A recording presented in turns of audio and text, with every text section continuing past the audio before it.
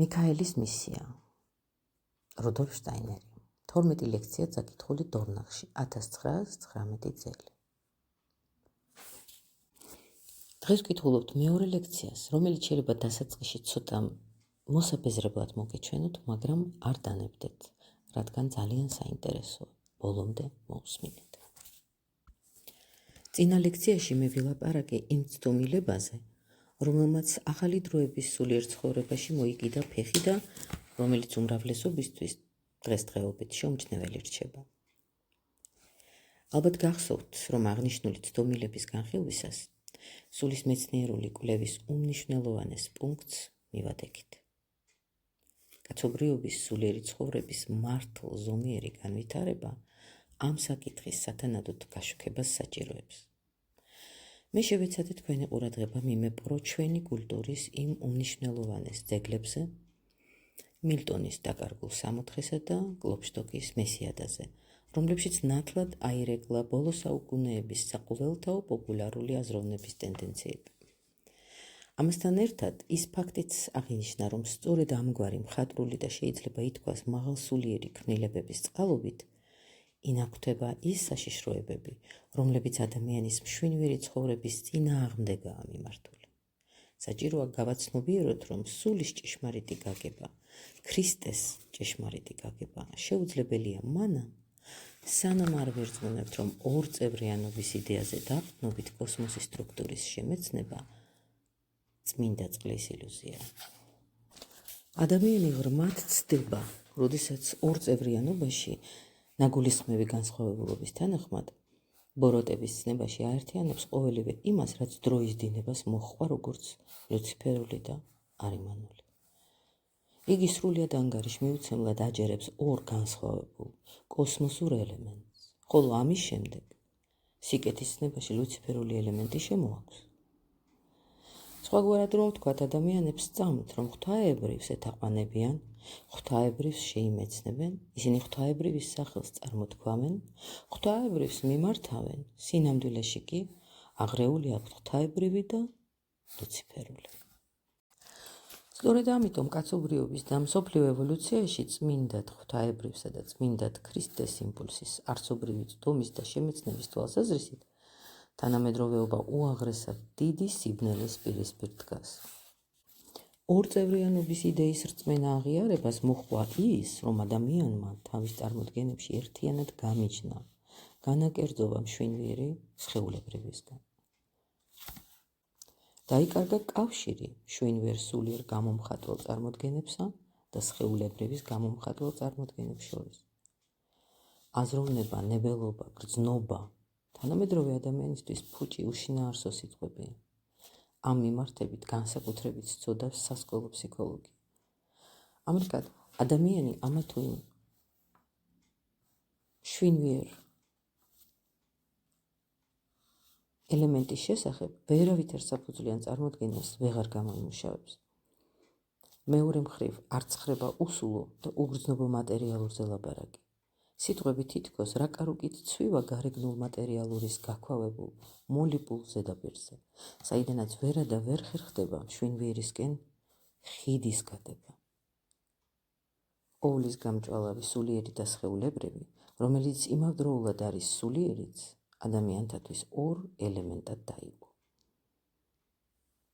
შიშველი თეორიებით სხეულებრივსა და სულიერს შორის ხიდის გადება უშედეგო მცდელობად დარჩა. ამან განაპირობა მთელი მეცნიერული აზროვნებისთვის ნიშანდობლივი გაორება სხეულებრივის და სულიერ მშვენიერის გამიჯნა.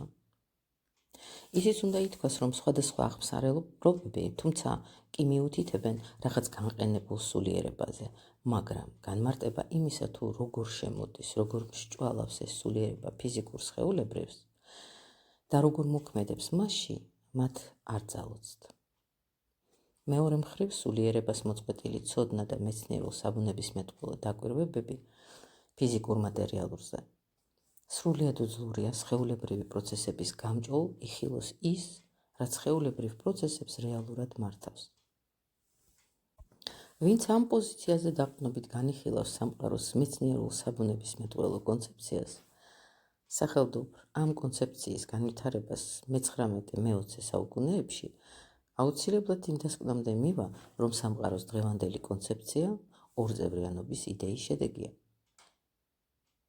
იმისთვის, რათა ბოლომდე გავაცნობიეროთ ცდომილება, რომელმაც დღეს ფაქტიურად რეალობა დაბინდა, ჯერ თავად ეს რეალობა უნდა გამოვამზევოთ. ჩვენი შეხვედრები საშუალებას მოგცემს საფუძვლიანად გამოწვლილვით ჩავუხმავდეთ ამ საკითხს, დღეს ადამიანი განიხილება როგორც ერთიანი, განუყოფელი არსება, იგულისხმება სხეულიც და სამშვენველიც. ესე იგი, მშვენიერი ადამიანი ერთიანი არსებაა და ასევე ერთიანია სხეულებრივი ადამიანიც. მაგრამ ჩვენ ადრინდელ მიმოხილვაში ითქვა, რომ ადამიანის არსებაში უპირველეს ყოვლისა უზარმაზარი სხვაობა ადამიანის თავსა და მთელ მის დანარჩენ ორგანიზმს შორის. ეს დანარჩენი ორგანიზმი, დანარჩენი სხეული თავის მხრივ შეიძლება სხვადასხვა ნაწილებად დაიყოს, მაგრამ ამჯერად მას განვიხილავთ როგორც ერთიანს. უკვე თუ ადამიანის არსების განვითარებას გამოვიკვლევთ, დავინახავთ, რომ თავის ფორმირება ძირეულად განსხვავდება დანარჩენი სხეულის ფორმირებისგან. რათა ადამიანის თავი განვიხილოთ ფიზიკურ სხეულებრივი მონაცემების თვალსაზრისით, ანუ როგორც აზროვნების და გარე სამყაროს აღქმის ორგანოს მატარებელი სხეულის ნაწილი, ჩვენ უნდა დავბრუნდეთ უშორეს წარსულში, ადამიანის კოსმოსურ ევოლუციაში. ადამიანის თავი ამ ევოლუციის პროცესში თანდათან ვითარდებოდა და სახეცვლილებას განიცდიდა. აღნიშნული განვითარების პროცესი დაიწყო ძველ სატურნზე, გაგრძელდა ძველ მზეზე, ძველ მთვარეზე და ბოლოს დედამიწის ევოლუციის პერიოდში, რა შეიძლება ითქვას ადამიანის დანარჩენი ორგანიზმის შესახებ. უმართებულო იქნებოდა ადამიანის არსების ერთიანი ევოლუციის ძიება. ადამიანის თავის ფორმირება დედამიწის წინარე პლანეტარული მთვარის, მზის, სატურნის განვითარების სტადიებზე მიგვანიშნებს. ამრიგად ის განვითარება ადამიანის თავის ფორმირებით რომ დასრულდა, უშორეს წარსულში იღებს სათავეს. რაც შეეხება ადამიანის დანარჩენ სხეულს, აქ არ მოგვიწევს სატურნის ევოლუციამდე წიაღსვლა. მკერდის ფორმირება მთვარის ევოლუციამდელ პერიოდს განეკუთვნება, ხოლო რაც შეეხება კიდურებს, ისინი ადამიანმა დედამიწის ევოლუციის პროცესში მიიმატა. ზემოთქმულთან დაკავშირებით ერთ შედარებას მოვიყვან, მაგრამ გთხოვთ მიიღოთ იგი ისე, როგორც მხოლოდ და მხოლოდ შედარება. დაუშვათ, რომ კოსმოსის ამა თუ იმ ორგანული პირობების ან შინაგანი ზრდის რაღაც განსაკუთრებული ხერხების და მდგომარეობების მეშვეობით, ადამიანმა სრულიად ახალი კიდურები გამოისხა. ჩვენ რა თქმა უნდა არ დავიწყებთ ადამიანის კვლევას მთლიანი ევოლუციის ჭრილში, არამედ ვიტყვით, ადამიანი როგორც ევოლუციაში ჩართული არსება შორეული წარსულიდან მოდის, ხოლო ეს და ეს კიდური მას შედარებით გვიან გარკვეულ მომენტში შეემატა. მაგრამ ადამიანის თავის მიმართებით ამის თქმა არ შეიძლება. და მიზეზი ის გახლავთ, რომ გარე სივრცობრივის თვალსაზრისით თავი დანარჩენ ორგანიზმთან შედარებით პატარაა. და ეს არ არის მიზეზი, რა თქმა უნდა, არამედ ის, რომ თავის ფორმირება უშორეს წარსულში ევოლუციის სათავეების წიაღ დაიწყო, დანარჩენი სხეული კი მოგვიანებით ჩამოყალიბდა. თუ კი გსურს რაიმე ვთქვათ ადამიანის და ცხოველთა სამყაროს ევოლუციური კავშირის შესახებ, ერთადერთი, რაც ამ მიმართებით შეიძლება ითქვას, არის შემდეგი. ადამიანის თავი ცხოველური ევოლუციის ადრინდელი სტადიის პერიოდს განეკუთვნება. ადამიანის თავი არის სახეს ცვლილი ცხოველური ფორმა. დიახ, ძალზე ძლიერ შეცვლილი ცხოველური ფორმა. იმ პერიოდში, როდესაც ცხოველები ჯერ არ არსებობდნენ და გარე ფიზიკური პირობები სრულიად განსხვავებული იყო, ადამიანის არსებას ცხოველური ფორმა ჰქონდა. საკუთრივ ცხოველები მოგვიანებით წარმოიშვნენ, ხოლო ის, რაც შემდგომში თავს დაემატა როგორც ადამიანის დანარჩენი სხეული, ცხოველთა განვითარების პარალელურად იქმნებოდა და მას არაფერი აქვს საერთო საკუთრივ ცხოველურ წარმოშობასთან. ასე რომ ჩვენ შეგვიძლია დავასკვნათ, ადამიანის არსების ყველაზე კეთილშობილი ნაწილი ადამიანის თავი უძველეს წარსულზე, ცხოველური ევოლუციის სათავეებზე მიგვანიშნებს. როდესაც იგი ცხოველური ფორმის ერთგვარ სახეობას წარმოადგენდა. რაც შეეხება დანარჩენ სხეულს, იგი როგორც თავის ორგანული დანამატი ცხოველთა ევოლუციის პარალელურად კოსმოსური ევოლუციის შედარებით მოგვიანო ეტაპებზე ყალიბდებოდა. თავი, რომელიც შეიძლება ითქვას ცხოველური წარმოშობისაა, ადამიანის აზროვნების ორგანოდ ჩამოყალიბდა. დიახ, თავი არის ადამიანის არსების უჩვეულოდ სახეცვლილი ცხოველური წარმოშობის ნაწილი. ზერელი დაკვირვებით ჩვენ ვერ მივაკვლევთ დღევანდელი ადამიანის თავის იმ ანატომიურ ნაწილებს, რომლებიც მის წარსულზე, ცხოველურ ფორმაზე მიგვითითებს, მაგრამ ღრმა სერიოზული ძიება უდაოდ დაადასტურებს ჩვენი მოსაზრების ჭიშმარიტებას. ყოველივე ამის გათვალისწინებით, ისიც უნდა აღინიშნოს, რომ თავის ტრანსფორმაცია, ანუ ცხოველურიდან ადამიანის თავის ფორმამდე, გარკვეული მომენტიდან უკუ განვითარების, რეგრესიული ევოლუციის ფაზაში შევიდა. ის, რაც ევოლუციის ადრინდელ სტადიებში ახსავსე იყო ცხოველმყოფელობით, თანდათან სუსტდება. შეიძლება ითქვას, რომ თანდათანობით კვდომას განიცდის. მე ერთხელ უკვე მოგახსენეთ, რომ ადამიანი მხოლოდ და მხოლოდ თავისგან რომ შედგებოდეს, იგი საერთოდ ვერ იცოცხლებდა. ადამიანი მუდმივი კვდომის მდგომარეობაში აღმოჩნდებოდა, რადგან ის ორგანული პროცესები ადამიანის თავში რომ მიმდინარეობს და საკუთრივ თავის ძალებითაა განპირობებული, კვდომის პროცესს წარმოადგენს. შეიძლება ითქვას, რომ ადამიანის თავი, როგორც საკუთარი სიცოცხლის, ასევე მთლიანი ორგანიზმის სასიცოცხლო პროცესებში მონაწილეობის უნარს დანარჩენი ორგანიზმის მეშვეობით ინარჩუნებს. თავი რომ მხოლოდ აზროვნების და გრძნობადი აღქმის, ანუ იმ ძალთა ანაბარა დარჩენილიყო, რომელთათვისაც არის განსაზღვრული, იგი მუდმივი კვდომის მდგომარეობაში აღმოჩნდებოდა. ადამიანის თავის მუდმივი ტენდენცია არის კვდომა და ამის გამო იგი მუდმივ გაცოცხლებას საჭიროებს. როდესაც ვაზროვნებთ, ან როდესაც გრძნობათა ორგანოებით აღვიქვამთ, მაშინ ჩვენს თავსა და გარე გრძნობათა ორგანოებთან დაკავშირებულ ნერვულ სისტემაში ამა თუ იმ სასიცოცხლო პროცესის საპირისპირო პროცესი აღიძვრება.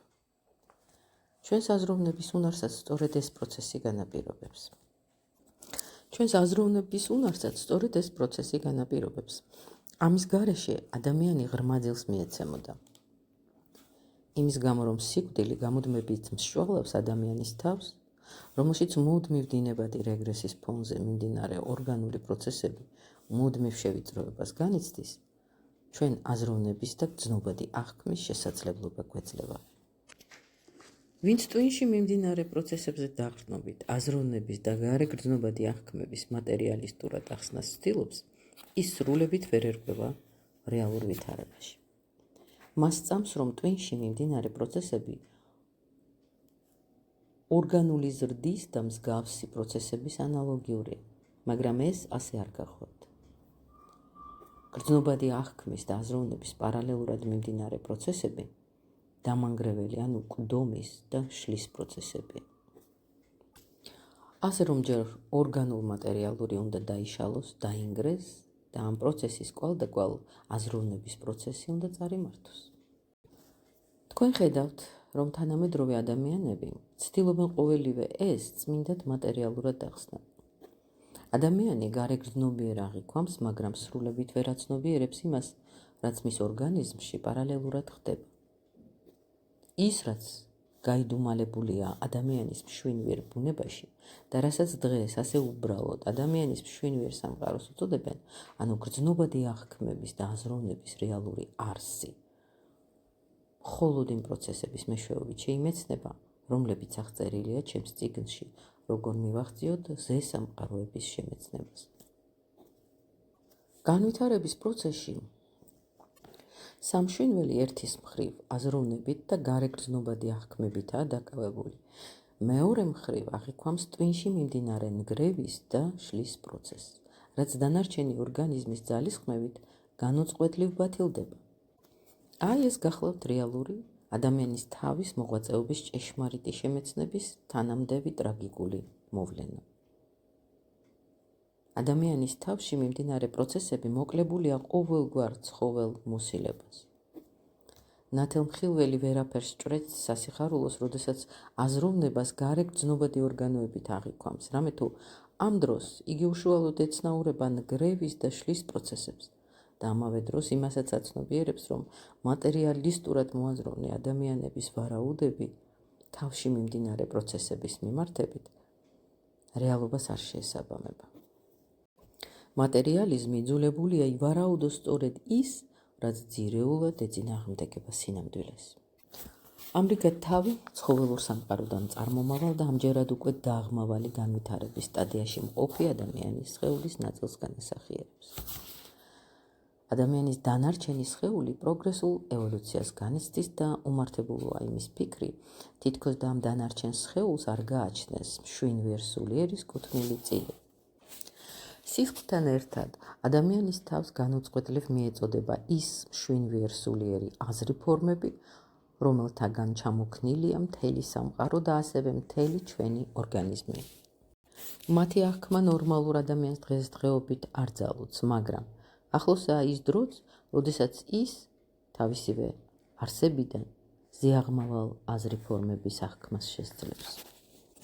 როგორც ცნობილია, ადამიანი ძილის მდგომარეობაში იმყოფება არა მხოლოდ დაძინებიდან გამოღვიძებამდე. ჩვენი არსების გარკვეულ ნაწილს მთელი დღის განმავლობაში სძინავს. ადამიანი ფხიზლობს მხოლოდ და მხოლოდ საკუთარ აზროვნებასთან, წარმოდგენებთან და გარეგრძნობად აღქმებთან მიმართებაში და ნაწილობრივ ფხიზლობს ზმანებებთან თუ სიზმარეულ განცდებთან მიმართებაში, მაგრამ ნებელობის ცხოვრებასთან მიმართებაში ადამიანს ღრმა ძალით სძინავს. ჩვენ მხოლოდ გარკვეული აზრების და იდეების მეშვეობით გამოვიმუშავებთ რაღაც წარმოდგენას ნებელობაზე. თავად ნებელობის პროცესი კი შეუცნობელი გრჩება. ნებელობის მოქმედება ისეთივე გონების მიღმიერი პროცესი გახლავთ, როგორც ღრმა ძილისმიერი ცხოვრება. უკვე თუ შეგვეკითხებიან, რომელია ის ერთადერთი გზა ღვთაებრივი ჭეშმარიტ შემეცნებას, ღვთაებრივის ჭეშმარიტ შემეცნებას რომ მიგვაახლებს. ჩვენ ვუპასუხებთ, რომ ეს არის გზა, რომელიც არა ადამიანის თავის, არა გარეგრძნობადი აღქმების და აზროვნების, არამედ მთელი დანარჩენი ორგანიზმის გაამჭოლ-გაივლის. აქ უდიდესი საიდუმლოს პირისპირ ვდგავართ. ადამიანის თავის განვითარებამ პლანეტარულ ევოლუციათა მთელი რიგი სტადიები გაიარა. შემდეგ მას თანდათან მიემატა დანარჩენი სხეული. გარკვეული მომენტიდან ადამიანის თავმა უკუ განვითარება იწყო. რეგრესული ევოლუციის ფაზაში შევიდა. ამრიგად, ადამიანში ღვთაებრივი მეტყველებს არა თავის, არამედ მთელი დანარჩენი ორგანიზმის მეშვეობით და უაღრესად მნიშვნელოვანია ვიცოდეთ, რომ თავის მეშვეობით ადამიანში უპირველეს ყოვლისა ლუციფერული არსებები მეტყველებენ. შეიძლება ითქვას, რომ ადამიანის დანარჩენი ორგანიზმი იმისთვის შეიქმნა, რათა მასში ღმერთები ამეტყველებულიყვნენ. ამ მხრივ ნიშანდობლივია ბიბლიის მიერი სიყვარული.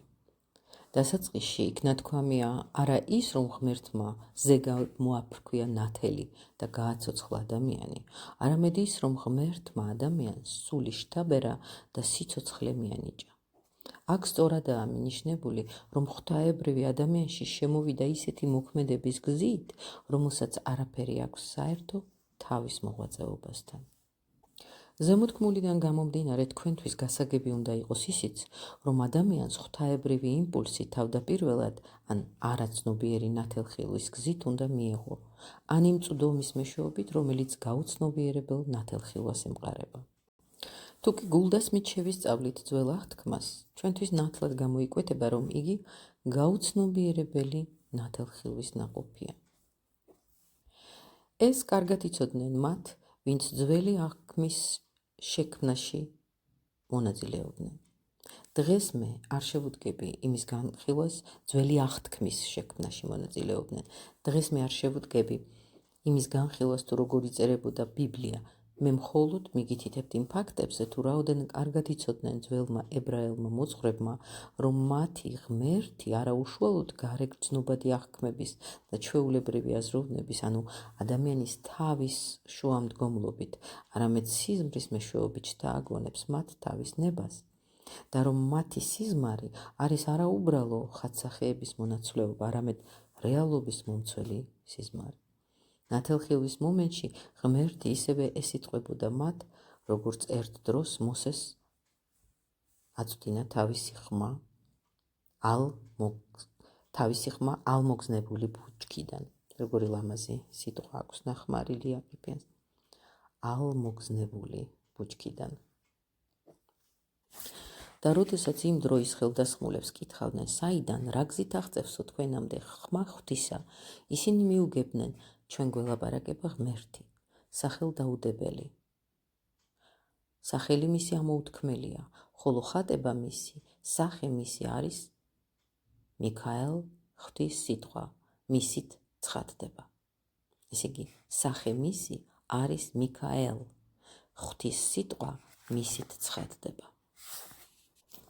ამრიგად, ძველი ებრაელი ხელდასხმულები თავიანთი ღმერთის სახეს უწოდებდნენ მიქაელს, მთავარანგელოზთა და იერარქიის სულიერი ღირსების მატარებელ არსებას. ეხლა ამ წამს ხელოვნურ ინტელექტს ვკითხე, ძველ ებრაულიდან როგორ ითარგმნება მიქაელი. ნიშნავს, ვინ არის როგორც ღმერთი. ვაგრძელებ კითხვას. ესე იგი, მიქაელს, ანუ მთავარანგელოზთა და იერარქიის სულიერი ღირსების მატარებელი არსება. ისინი ღმერთს შეიგრძნობდნენ როგორც გონებისთვის მიუწვდომელ, ღვთიურ მოქმედებებში გაიდუმალებულ არსებას, რომელიც ნათელმხილველთათვისაც კი თვალშეუვალი იყო. მაგრამ როდესაც ნათელმხილველი თავისი შინაგანი მშვენიერი წვდომის მეშვეობით განიმაღლებდა თავის ღმერთთან, მასში მიქაელი ამეტყველდებოდა. ესე იგი, მიქაელი მხოლოდ მაშინ ეხმიანებოდა ადამიანებს, თუ კი ისინი ცხოვრების ჩვეულებრივი მდგომარეობიდან ერთგვარი ნათელხილვის მდგომარეობაში გადადიოდნენ და მათ შეგნებაში ისადგურებდა ის, რაც ცხოვრობს და ქმნის ადამიანის არსებაში დაძინებიდან გამოღვიძებამდე, ან და ქვეცნობიერებას შეფარული ნებელობის მეშვეობით მოქმედებს. ქვეცნობიერებას შეფარული ნებელობის მეშვეობით მოქმედებს. იმ ნებელობისა, რომელიც როგორც ზემოთ იქნა აღნიშნული, ძილის მდგომარეობაშია მაშინაც კი, როდესაც ადამიანი ფხიზლობს. აი სწორედ ამიტომ ძველ ებრაულ იდუმალთმეტყველებაში იაჰვეს გამოცხადებას ღამის გამოცხადებას უწოდებდნენ. ეს გახლავთ იაჰვეს სახით გაცხადებული მიქაელი. ამრიგად ადამიანი, როდესაც იგი გარეგრძნობებით ან განსჯითი აზროვნებით აღქმას ეძლეოდა, ასე ამბობდა: ამ გზით მიღწეული შემეცნება ღვთაებრივს არ შეიცავს. მაგრამ თუ კი ადამიანი შეგნების სხვაგვარ განსაკუთრებულ მდგომარეობას გამოიმუშავებს, მაშინ ღვთის სახე მიქაელი ამეტყველდება მასში და ადამიანის არსების განსაკუთრებულ იდუმალებებს გაანდობს. მისი გამოცხადება იქნება ის ბურჯი, რომელზეც გაიდება ხიდი ადამიანსა და იმ ძალებს შორის, რომლებიც ვერც გარეგრძნობებით აღიქმება და ვერც ტვინთან დაკავშირებული განსჯით დაიუფლება. მაშასადამე შეიძლება ითქვას, რომ ქრისტიანობამდელი ცხოვრება ისეთნაირად იყო მოწესრიგებული, რომ ადამიანები ერთი მხრივ თავიანთი მიწიერი საქმეების მოგვარებისას გარეგრძნობადი სამყაროს შემეცნებიდან მიღებული გამოცდილებით ხელმძღვანელობდნენ, მეორე მხრივ კი იმ შემეცნებით ორიენტირებდნენ, რომელსაც ადამიანის შესაძლოა ჩვეულებრივი გონებითაც ფლობდეს, მაგრამ ვერ ფლობს, თუ კი მისი გონება სიფხიზლეს ძილის დროსაც, ანუ დაძინებიდან გამოღვიძებამდე შეინარჩუნებს. იმ პერიოდში, როდესაც ძველი აღთქმა იწერებოდა, ადამიანებმა იცოდნენ, რომ ცხადიერი, ესე იგი ფხიზელი გონებით ისინი სულიერი არსებების სახელდობრ ლუციფერული არსებების გარემოცვაში იმყოფებიან.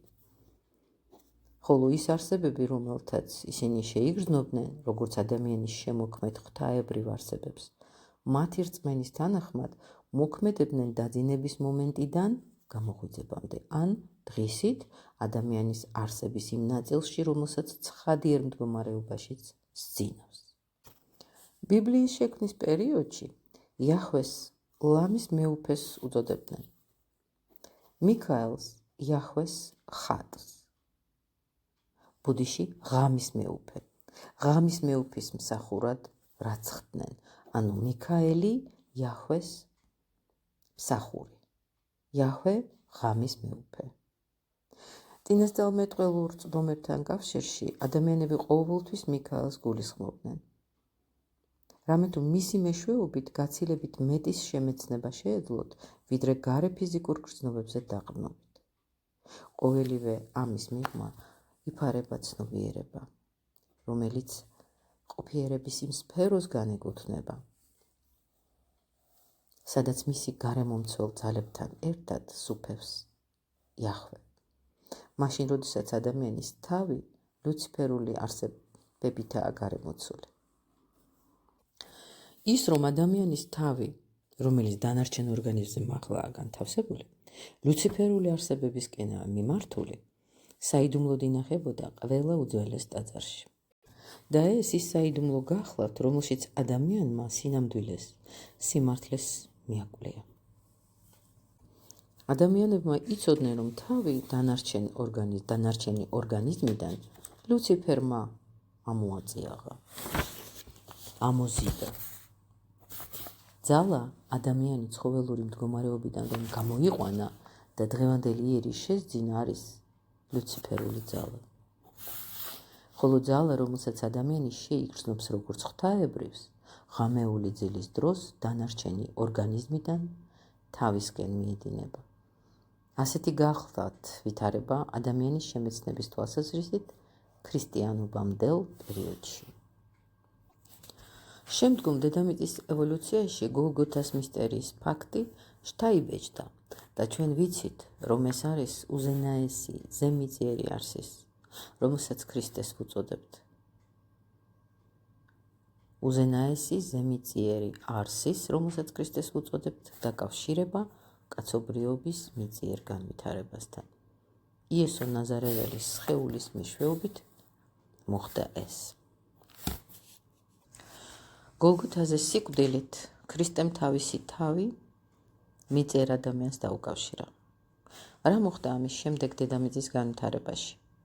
ამ მოვლენამ მიწიერი განვითარებას საკუთრივ პირველად შესძინა ჭეშმარიტი აზრი.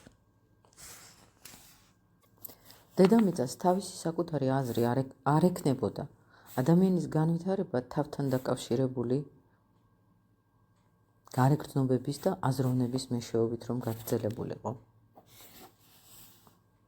ესე იგი, თავთან დაკავშირებული გარეგრძნობები და აზროვნება ლუციფერულ ძალებთან არის დაკავშირებული და ლუციფერული წარმოშობის.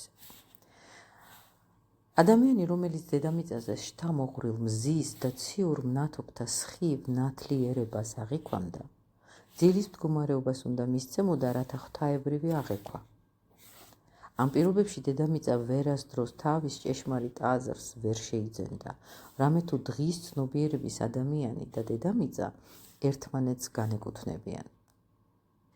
რაც შეეხება მძინარე ადამიანს, იგი მიწიერ ყოფიერებასთან თავის კავშირს ვერ აცნობიერებს. იმის წყალობით, რომ ქრისტე ცხოვრობდა ადამიანის სხეულში, რომელმაც გაიარა სიკვდილი, დედამიწის განვითარებაში ერთგვარი ნახტომი, ერთგვარი ძვრა მოხდა. დედამიწის განვითარებას ახალი აზრი მიეცა. უპირველეს ყოვლისა ადამიანს შესაძლებლობა გაუჩნდა დღის ცხადიერი ცნობიერებით თანდათან შეემეცნა თავისი შემოქმედი ღვთაებრივი ძალები. თუკი ცდომილება ჯერ ისევ ბოგინობს, ეს მხოლოდ იმიტომ, რომ გოლგოთას მისტერიიდან განვლილი დრო არასაკმარისია, რათა ადამიანმა დღის ცნობიერებით აღიქვას და შეიმეცნოს ის სამყარო, რომელსაც ძველი აღთქმის წინასწარმეტყველები განჭვრეტდნენ მაშინ, როდესაც ღამის მეუფის იაჰვეს, ანუ მისი ხატის მიქაელის გამოცხადებით იმსჯვალებოდნენ. ეს ადგილი კიდე წავიკითხოთ. ეს იგი რა მოხდა ქრისტეს ჯვარცმით. დედამიწის განვითარებას ახალი აზრი მიეცა. უპირველეს ყოვლისა ადამიანს შესაძლებლობა გაუჩნდა დღის ცხადიერი ცნობიერებით თანდათან შეემეცნა თავისი შემოქმედი ღვთაებრივი ძალები. თუკი ცდომილება ჯერ ისევ ბოგინობს, ეს მხოლოდ იმიტომ, რომ გოლგოთას მისტერიიდან განვლილი დრო არასაკმარისია, რათა ადამიანმა დღის ცნობიერებით აღიქვას და შეიმეცნოს ის სამყარო, რომელსაც ძველი აღთქმის წინასწარმეტყველები განჭვერდნენ მაშინ, როდესაც ღამის მეუფის იახვეს, ანუ მისი ხატის, მიქაელის გამოცხადებით იმსჭვალებოდნენ. საჭიროა შეიქმნა გარდამავალი პერიოდი, მაგრამ მე-19 საუკუნის დამლევს, ეხლა ფრჩხილებში ეს წერია, რასაც ეხლა წავიკითხავ, მართალია სრულიად სხვა კუთხით, მაგრამ ამ პერიოდის განსაკუთრებულ მნიშვნელობაზე მიუთითებს ასევე მთელი აღმოსავლური სიბრძნე. ესე იგი, მე-19 საუკუნის დამლევს დადგა დრო, როდესაც ადამიანებმა უნდა შეიმეცნონ, რომ მოხდა რაღაც ისეთი, რაც ადრე არასდროს ყოფილა. სახელდრო ამიერიდან ადამიანის არსებაში ჩაისახა უნარი დღის გამოცხადებაში იხილოს ის, რაც ადრე წარსულში მხოლოდ ღამის გამოცხადებაში მჟღავდებოდა მიქაელის მეშვეობით. და ახლა ვინც იცით ტარო, მე-19 საუკუნეს არკანი, რომელიც შეესაბამება, ეს არის მზე. და ნახეთ ახლა როგორი დეფინიციაა ამ არკანისთვის. ესე იგი, დადგა დრო, როდესაც ადამიანებმა უნდა შეიმეცნონ, რომ მოხდა რაღაც ისეთი, რაც ადრე არასდროს ყოფილა. და რა ხატია არკანზე თეთრ ცხენზე შემჯდარი ოქროსთმიანი ბავშვი, რომელსაც წითელი დროშა უჭირავს, წითელი ბაირაღი ხელში. ამიერიდან ადამიანის არსებაში ჩაისახა უნარი დღის გამოცხადებაში იხილოს ის, რაც ადრე წარსულში მხოლოდ ღამის გამოცხადებაში მჟღავდებოდა მიქაელის მეშვეობით. მაგრამ ამას უნდა წამძღვარებოდა უდიდესი ცდომილება, ერთგვარი შემეცნების წყვდიადი. და რომელი არკანია მე-19-ის წინ, ეს არის მე-18 მთვარე. შემეცნების წყვდიადი. მე ხშირად მithქვამს, რომ არ ვეთანხმები მათ, ვინც ჩვენს ეპოქას გარდამავალ ეპოქად მიიჩნევს. ვიცი, რომ ყველა დრო თავისებურად გარდამავალია, მაგრამ არ მინდა ესოდენ ფორმალური, აბსტრაქტული განსაზღვრებით შემოვიფარგლო, რამე თუ ამ შემთხვევაში მთავარია ზუსტად მიუთითო, თუ რაში მდგომარეობს ამა თუ იმ პერიოდის გარდამავლობის არსი. ჩვენი დროის გარდამავლობა იმაში გამოიხატება, რომ ადამიანებმა უნდა შეიმეცნონ ერთი რამ, რომ ამიერიდან შესაძლებელი გახდა დღის შემეცნებით მიიღონ ის, რასაც ადრე ღამის ცნობიერებით იმეცნებდნენ. სხვაგვარად რომ ვთქვათ, ადრე მიქაელი იყო ღამის გამოცხადების მომნიჭებელი. ღამის სულიდან მიქაელი დღეს სულად უნდა გარდაიქმნას. უпростоრედ, ღამის სულიდან მიქაელი დღის სულად უნდა გარდაიქმნას. მიქაელისთვის გოლგოთას მისტერია არის მეტამორფოზა. ღამის სულის მდგომარეობიდან დღის სულის მდგომარეობაში. ამიტომ ამ შემეცნებას, რომელიც ადამიანებში გზას გაიკვლევს, გაცილებით უფრო სწრაფად, ვიდრე დღეს ვარაუდობთ, წინ უნდა წამძღვარებოდა უდიდესი კაცობრიობის ევოლუციაში ჯერ არ სმენილი და არ ნახული წარმოუდგენელი ცდომილება, რომელსაც ბევრი თანამედროვე ადამიანი განსაკუთრებულად მნიშვნელოვან არსობრივ ჭეშმარიტებად მიიჩნევს. ადამიანის თავის, როგორც სხეულის ნაწილის წარმომავლობა მთლიანად დაიბინდა ახალი დროების ადამიანთა ცნობიერებაში. ადამიანის თავთან დაკავშირებული სულიერება ბურუსითაა მოცული. ადამიანის არსება, როგორც უკვე მოგახსენეთ, სხეულებრივი თვალსაზრისითაც კი განიხილება როგორც ერთიანი რაღაც. დაიბადა კითხვა, საიდან წარმოიშვა ადამიანი და მას გაეცა პასუხი, რომ ადამიანი ცხოველის შთამომავალია. რეალურად კი ადამიანში ცხოველური წარმოშობის მხოლოდ ისაა, რაც ლუციფერულია. ადამიანის არსების ის ნაწილი, რომლის მეშვეობითაც მასში ძილის დროს ღვთაებრივ შემოქმედნი მეტყველებენ, თავის დანამატის სახით აღმოცენდა და ცხოველურ ყოფიერებასთან პარალელურად ვითარდებოდა. დღეს, როგორც იტყვიან, ყველაფერი ერთ ქვაბში მოაქციეს და გაიძახიან, ადამიანი ცხოველიდან წარმოიშვა. ეს არის შემეცნების ერთგვარი საზღაური ბრჭყალებში, ანუ სასჯელი კაცობრიობას თავს რომ დაატყდა. საკუთრივ საიდან მომდინარეობს ის ტენდენცია, რომელმაც ადამიანის აზროვნებაში მისი წარმოშობის ზემო აღნიშნული ვერსია ჩამოაყალიბა, თუკი ერთადერთი ჭეშმარიტება ადამიანის თავის და მთელი მისი ორგანიზმის შესახებ სწორედ ის გახლავთ, რაც ჩვენს მიერ ამის შესახებ ითქვა. ვინ ჩააგონა ადამიანს, რომ იგი მთლიანად ცხოველის შთამომავალია? მოგეხსენებათ, რომ დროის შუალედი, რომელმაც გოლგოთის მისტერიიდან ჩვენს დროებამდე გასტანა, გოლგოთას მისტერიის მართებული გაგებისთვის გარკვეული მიმართებით მოსამზადებელ პერიოდს წარმოადგენს. და როდესაც წარმართულმა სიბრძნემ, რომლის მეშვეობითაც ადამიანები პირველ ხანებში ქრისტიანობის გაგებას ცდილობდნენ, ძალა დაკარგა, ხოლო ახალი სულიერება ბოლომდე ჯერ არ მომწიფებულა. კაცობრიობის განვითარებაში თანდათანობით არიმანული ელემენტი შემოიპარა და როგორც შეუცნობელი დარჩა ლუციფერული ელემენტი ადამიანის თავში, ასევე ჯერ შეიცნო ადამიანმა ორგანიზმის დანარჩენ ნაწილში არიმანული. უпростоრედ ვერ შეიცნო ადამიანმა ორგანიზმის დანარჩენ ნაწილში არიმანული ელემენტი, რომელიც ღვთაებრივს ებრძვის. სწორედ ამან განაპირობა წმინდად არიმანული მოსაზრება, რომ ადამიანი ცხოველიდან წარმოიშვა. დიახ, არიმანული შეგონებაა, რომ ცხოველი ადამიანის წინაპარია. ეს თეორია წმინდად არიმანულ ხასიათს ატარებს. დაიბინდარა სიბრძნე, რომელიც ადამიანის თავს როგორც ლუციფერულ წარმონაქმს შეიმეცნებდა, ადამიანი დაჰყვა ცდომილებას, რომ იგი ცხოველის შთამომავალია. დაკარგა რა თავის წარმოშობის ჭეშმარიტი გაგება, ადამიანმა ვეღარც სხვა დანარჩენის გაცნობიერება შეძლო. ასე შემოიპარა ცნობიერებაში ადამიანის მთლიანი არსების ცხოველთა სამყაროსთან ნათესაობის მოსაზრება. მთელი ჩვენი თანამედროვე ცივილიზაცია განიმსჭვალა ცრუ იდეით, რომ ადამიანის თავი მისი ყველაზე კეთილშობილი ნაწილია და რომ იგი უპირისპირდება დანარჩენ ორგანიზმს, როგორც სიკეთე ბოროტებას, ზეცა ჯოჯოხეთს. სამწევრიანობის ნაცვლად აქაც ორწევრიანობამ იჩინა თავი.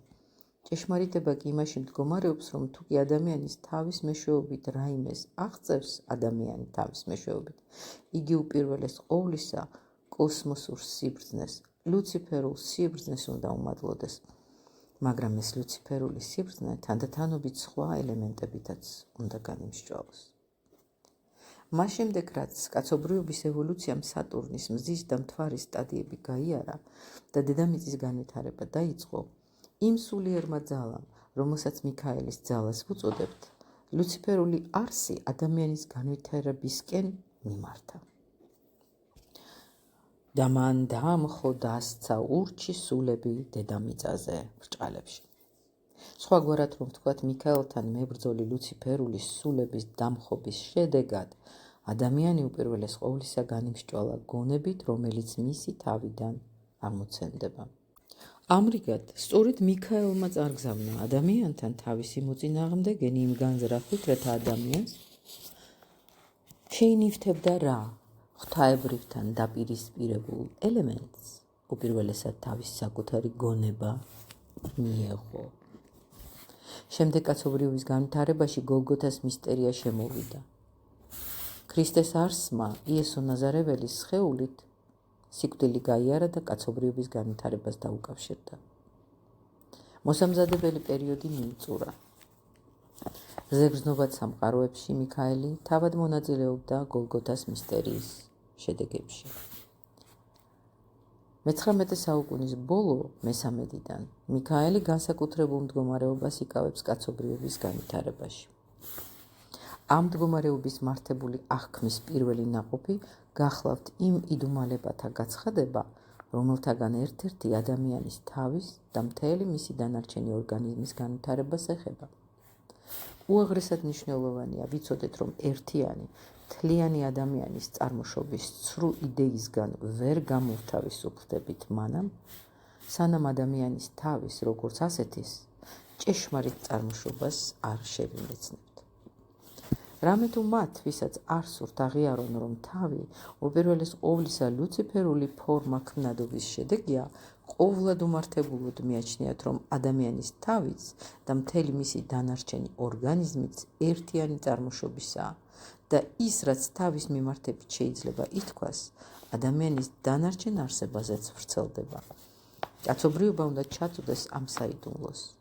იგი მთელი თავისი შემართებით, მეტისი თამამით უნდა დადგეს იმ აზრის პირისპირ, რომ ახალ, ღვთაებრივ იდუმალებათა წვდომა რამდენადმე გააღრმავებს მის შინაგან ცხოვრებას, განასულიერებს ყოველივეს, რაც მან მხოლოდ და მხოლოდ თავის მიერი, ანუ ადამიანური, მიწიერი სიბრძნის მეშვეობით შეიმეცნა. ამ მიმართებით უპირველეს ყოვლისა ის უდიდესი შეცდომა უნდა აღმოიფხვრას, რაც ადამიანის წარმოშობასთან დაკავშირებულ, ეგრეთ წოდებულ ევოლუციის თეორიის მატერიალისტურ განმარტებაში მდგომარეობს. იგულისხმება ადამიანის მთელი არსების ცხოველური წარმოშობის თეორია. ეს ის გზა გახლავთ, რომელიც შესაძლებლობას მოგცემს ახლებურად შევიმეცნოთ ადამიანი, რომელიც ერთი მხრივ ჩვენს წინაშე დგას, არაოდენ როგორც მშვინვიერ სულიერი არსება, უბრალოდ სხეულში რომ ცხოვრობს, ხოლო მეორე მხრივ არაოდენ როგორც მშვინვიერად გაპარტახებული სხეული, არამედ შევძლებთ გამჭვრიტოთ ის კონკრეტულად სულიერი, თუნდაც ლუციფერულად მოქმედი ადამიანის თავში და აგრეთვე ის კონკრეტულად სულიერი, რომელიც მოქმედებს მთელ ადამიანში და რომელსაც უპირისპირდება და ებრძვის სუპოსტატი, ადამიანის თავის გარდა მთელი მისი დანარჩენი ორგანიზმის არიმანულ ბუნებაში რომაა განბეჭდილი. ყოველივე ეს იმაგინაციურად რომ გამოვხატოთ, საჭიროა მივუთითოთ იმ ფაქტზე, თუ როგორ შთაინერგა ადამიანში ლუციფერული ელემენტი მიქაელის იმპულსის, ანუ იმ იმპულსის მეშვეობით, რომელმაც მიქაელი მის დღევანდელ არსს მიაახლა. დღევანდელი გარემეცნიერული ჭეშმარიტების თანახმად, ადამიანი წარმოადგენს ანატომიური და ფიზიოლოგიური მონაცემებისგან შედგენილ არსებას, ესე იგი ერთგვარ კრებითობას იმისა, რასაც გარეგრძნობადი დაკვირვებებით ვიმეცნებთ. ადამიანი კი არსობრივად შეიმეცნება მხოლოდ მაშინ, როდესაც მის ყოველ უჯრედში სხეულებრივთან ერთად სულიერ კონკრეტულ სულიერ არსებას ჭვრეთ. საჭიროა გავაცნობიეროთ, რომ სისხლი, რომელიც ცოცხალ ადამიანში ცირკულირებს, არსობრივად განსხვავდება სისხლის იმ წვეთისაგან, ლაბორატორიულად რომ ვიკვლევთ. ადამიანში მჩქეფარე სისხლი განსაკუთრებულადაა გამსჭვალული სულიერებით. ჩვენ უნდა ვისწავლოთ შემეცნება სულისა, რომელიც ჩვენს სისხლში პულსირებს, როდესაც ეს უკანასკნელი კვდომის ფაზაში შედის და ასე შემდეგ. ჩვენ სიცოცხლის ყოველ ცალკეულ გამოვლინებაში უნდა ვისწავლოთ იმ სულის შემეცნება, რომელიც ჩვენ სისხლში პულსირებს. ესე იგი, ჩვენი სიცოცხლის ყოველ ცალკეულ გამოვლინებაში. ამ ყველაფერში უნდა შეგვეძლოს სულიერი ელემენტის განჭვრეტა.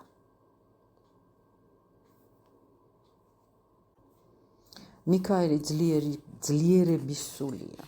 შემოდის რა კაცობრიობის განვითარებაში, მას თან შემოაქვს იმპულსი, რომლის ძალით ადამიანმა ერთი მხრივ უნდა უარყოს აბსტრაქტული სულიერება, მეორე მხრივ ის ნივთიერ მატერიალური, რომელსაც იგი ანატომირებით და სხვა გარეგანი ხერხებით იმეცნებს. და უბრალო ალღო თუ წინა გრძნობაც არ კარნახობს, რომ ეს მატერიალური მხოლოდ და მხოლოდ გარე გამოვლენაა სულიერი ფორმის. მიქაელმა უნდა გამგსჭვალოს ძლიერი ძალით, რომელიც მატერიალურის არსში ჩაგვახედებს და მასში გაიდუმალებულ სულიერებას განგვიცხადებს. ადამიანის ცნობიერების ადრეულ სტადიაზე მიგვითითებს შემდეგი სიტყვები. ადამიანის ცნობიერების ადრეულ სტადიაზე მიგვითითებს შემდეგი სიტყვები. უძველეს წარსულში სიტყვა სულიერების წიაღში ცხოვრობდა. მაგრამ სიტყვა ხორციელ იქნა და დაიმკვიდრა ჩვენ შორის. ამას გვაუწყებს მახარებელი. სიტყვა შეენივთა სხეულს და ამ მოვლენას წინა უძღოდა მიქაელის გამოცხადება.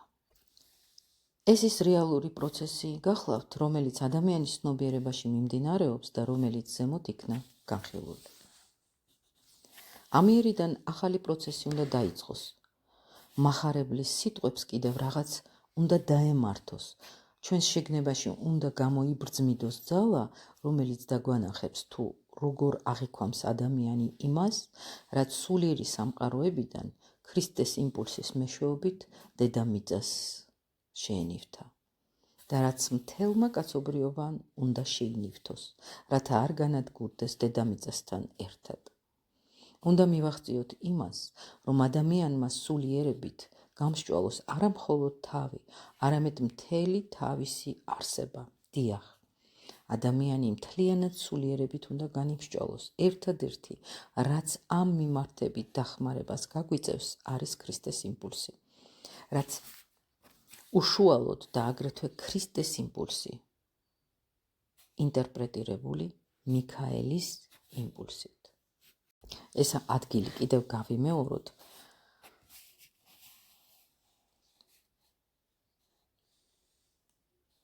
უნდა მივაღწიოთ იმას, რომ ადამიანმა სულიერებით გამსჭვალოს არა მხოლოდ თავი, არამედ მთელი თავისი არსება. დიახ, ადამიანი მთლიანად სულიერებით უნდა განიმსჭვალოს. ერთადერთი, რაც ამ მიმართებით დახმარებას გაგვიწევს, არის ქრისტეს იმპულსი უშუალოდ და აგრეთვე ქრისტეს იმპულსი ინტერპრეტირებული მიქაელის იმპულსით. მაშინ შევძლებთ ასეთნაირად განვავრცოთ მახარებლის ზემოხსენებული სიტყვები. ბრჭყალებში მოვა დრო, როდესაც სხეული კვლავ სიტყვად იქცევა და სიტყვის სამეუფოში დაიმკვიდრებს. არადა მახარებლის სიტყვები როგორ წავიკითხეთ, რომ უძველეს წარსულში სიტყვა სულიერების წიაღში ცხოვრობდა, მაგრამ სიტყვა ხორციელ იქმნა და დაიმკვიდრა ჩვენ შორის. და ჩვენ უნდა შევძლოთ ასეთნაირად განვავრცოთ ეს სიტყვები, რომ მოვა დრო, როდესაც სხეული კვლავ სიტყვად იქცევა და სიტყვის სამეუფოში დაიმკვიდრებს. ყოველივე რომ დაწერილი იყო, ქვეყნიერებაც ვერ დაიტევდაო, ნათქვამია იოანეს სახარების დასასრულს. ეს არც ფიგურალური გამონათქვამი გახლავთ და არც მავანი გადამწერის თავისებური ჩანართი. აქ უპირველეს ყოვლისა ნაგულისხმებია ის, რაც ადამიანისთვის თანდათანობით უნდა გაიხსნას. ვინც ფიქრობს, რომ სახარება უნდა დარჩეს ისე, როგორც არის და რომ სახარებას არ უნდა შევეხოთ, მას თუდად ესმის სახარება. მე ხშირად გახსენებთ სახარების სიტყვებს და აჰა, მე თქვენთან ვარ ყოველთა დღეთა და ვიდრე აღსასრულამდე სოფლისა. სწორედ ამ სიტყვებით, ქრისტეს სიტყვებით უნდა განიმარტოს სახარება. ეს სიტყვები კი ნიშნავს მე გამცხადდით თქვენს წინაშე არაოდენ იმ დღეთა წიაღ, როდესაც სახარება დაიწერა. ხმა ჩემი, სიტყვა ჩემი თქვენთან იქნება მუდამ, დღის სულისა ჩემისა, მიქაელის მეშვეობით. უკვე თუ ჩემსკენ მომავალ გზას ეძიებთ ქრისტეს გამოცხადების წყალობით, რაც კვლავაც გრძელდება და რაც მხოლოდ მეორე 1000 წლეულის სახარებაში გახდა ცნობილი, იგი კვლავ და კვლავ გაცხადდება მომავალ 1000 წლეულში. ჭეშმარიტებაა ის, რაც სახარებაში წერია. და საბამიდან იყო სიტყვა და სიტყვა განკაცდა და ჩვენ შორის დაიმკვიდრა. მაგრამ ჩვენ ხელგვეწიფება და ვალდებულნიც ვართ განვავრცოთ იგი ასეთივე ჭეშმარიტი გამოცხადებით. და ადამიანის სხეული კვლავაც უნდა განიმსჭვალოს სულით, რათა დაიმკვიდროს სიტყვის სამეუფოში და განჭვრიტოს ღვთაებრივი იდუმალებები. სიტყვის განსხეულება არის მიქაელის პირველი გამოცხადება, სხეულის განსულიერება მიქაელის მეორე გამოცხადება იქნება.